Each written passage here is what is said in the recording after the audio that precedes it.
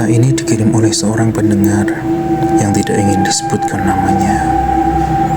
Dia bekerja sebagai penjaga malam di sebuah sekolah menengah negeri di daerah Jawa Tengah.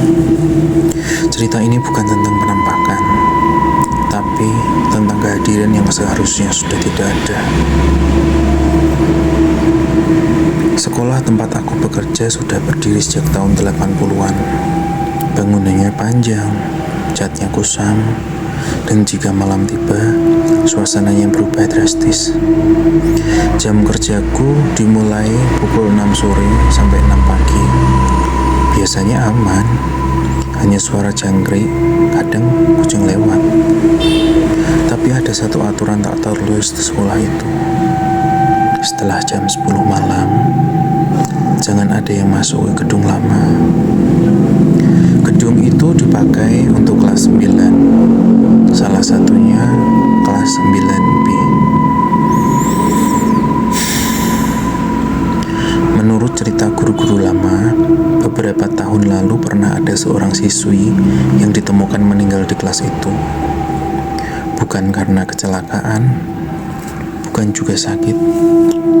Katanya, dia sering dibully. Dan malam sebelum kejadian, dia dihukum bersihkan kelas sendirian. Dan sejak saat itu, kelas 9B sering terpakai, walaupun kosong.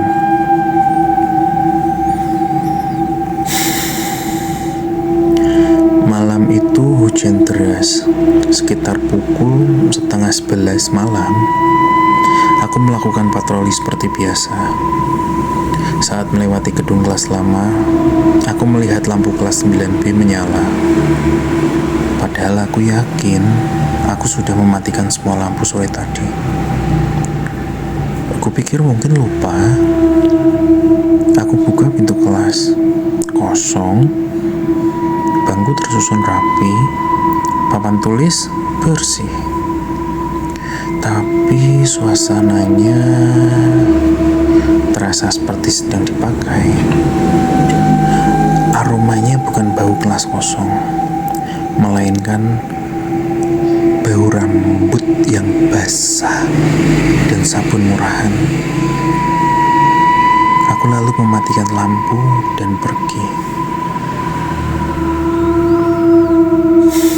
Sekitar pukul 12:30 malam, aku mendengar suara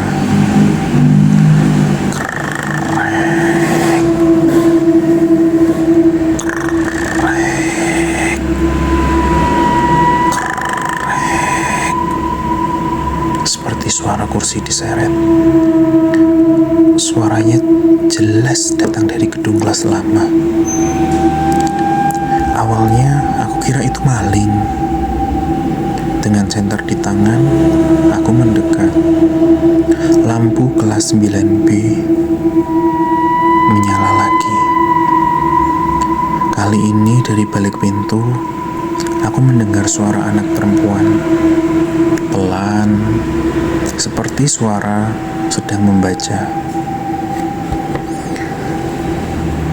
Hari ini aku capek. Suara itu terhenti. Lalu terdengar suara lain lebih lirih. Kenapa aku sendirian? Kenapa?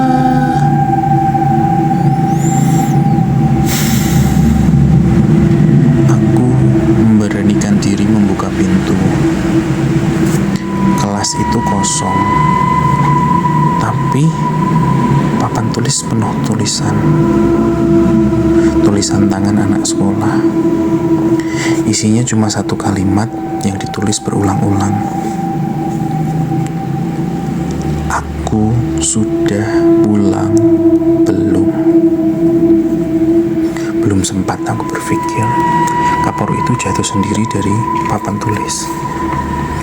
Dan dari bangku paling belakang terdengar suara kursi ditarik, dan aku lari.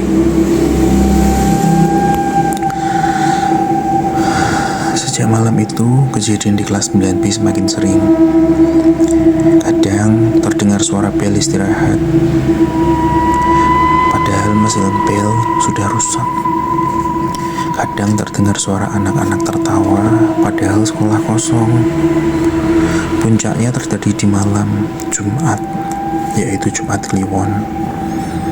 Pukul 2 pagi, aku melihat seseorang duduk di kelas 9B.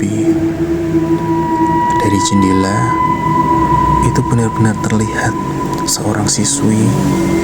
Seragamnya putih biru, rambutnya panjang menutupi wajah.